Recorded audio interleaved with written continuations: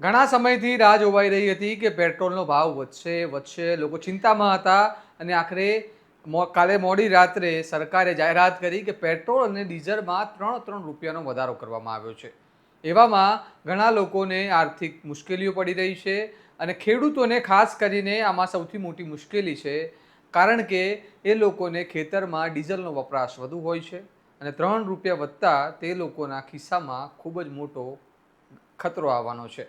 એવામાં વાવથરાદના એક ખેડૂતે સરકાર પાસે એક અનોખી માંગ કરી છે અને સરકાર પર પ્રહાર કર્યા છે. શું કહ્યું તે ખેડૂતે અને શું છે સમગ્ર મામલો, આવો વિગતે વાત કરીએ આ અહેવાલમાં.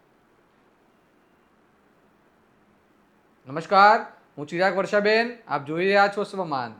ઈરાન ઇઝરાયલના યુદ્ધ વચ્ચે અમેરિકા પડ્યું અને હોર્મુઝ ખાડી બંધ થઈ અને હોર્મુઝ ખાડી બંધ થવાથી વિશ્વભરમાં ક્રૂડ ઓઇલ જવાનું બંધ થયું, ગેસ જવાનું બંધ થયું અને દુનિયાભરની અર્થવ્યવસ્થાને ગંભીર નુકસાન પહોંચ્યું.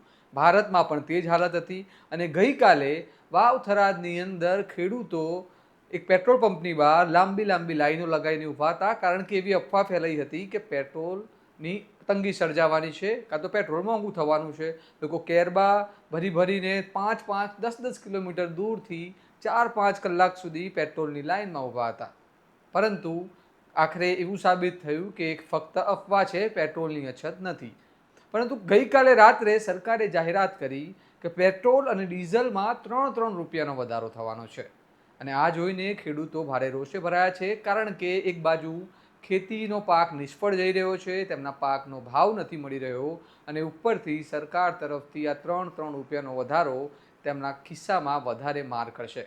આ મામલે એક ખેડૂતે સરકારને રજૂઆત કરી છે અને એ રજૂઆત ખૂબ જ અનોખી છે, કારણ કે તેમણે કહ્યું છે કે 3 રૂપિયા જો તમે વધારી રહ્યા છો, એના બદલે ખેડૂતોને આ 3 રૂપિયા માફી કરી આપો, જે રીતે નોર્મલ ભાવ છે એ ભાવમાં જ આપો, કારણ કે ખેડૂતને ઘણું નુકસાન જઈ રહ્યું છે અને જો ખરેખર તમારે ભાવ વધારવો જ હોય તો પછી તમે ખેડૂતોના પાકના ભાવમાં વધારો કરો, જીરામાં વધારો કરો, મગફળીમાં વધારો કરો. શું કહી રહ્યા છે તે ખેડૂત, સાંભળો. અત્યારે જે ડીઝલ પેટ્રોલની અંદર જે ભાવ વધ્યો છે, ડીઝલની અંદર 3 રૂપિયા, આ એક ખેડૂતો માટે ઘાતક ભાવ વધ્યો કહેવાય.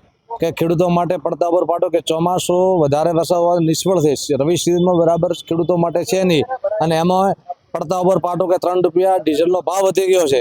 તો અમે સરકારશ્રીને વિનંતી કરીએ છીએ કે ખેડૂતો માટે આ ભાવ જૂનો ભાવ રાખો. 3 રૂપિયા ખેડૂતો માટે ભાવ હોવો જોઈએ નહીં.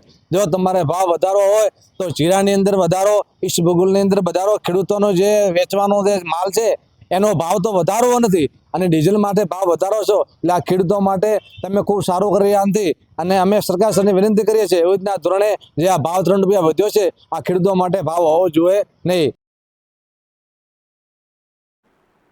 ખેડૂત જે કહી રહ્યા છે તેમની માંગ વ્યાજબી તો છે, કારણ કે 3 રૂપિયા જો પેટ્રોલ અને ડીઝલમાં વધારો થાય તો તેની સાથે સાથે ઘણી બધી ચીજ વસ્તુઓમાં પણ વધારો થવાનો છે.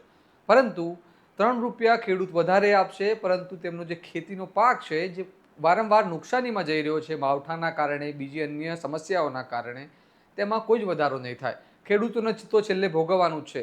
હવે જોવાનું રહ્યું સરકાર આ ખેડૂતની માંગ સાંભળે છે કે નહીં અને ખેડૂતોને રાહત આપે છે કે નહીં.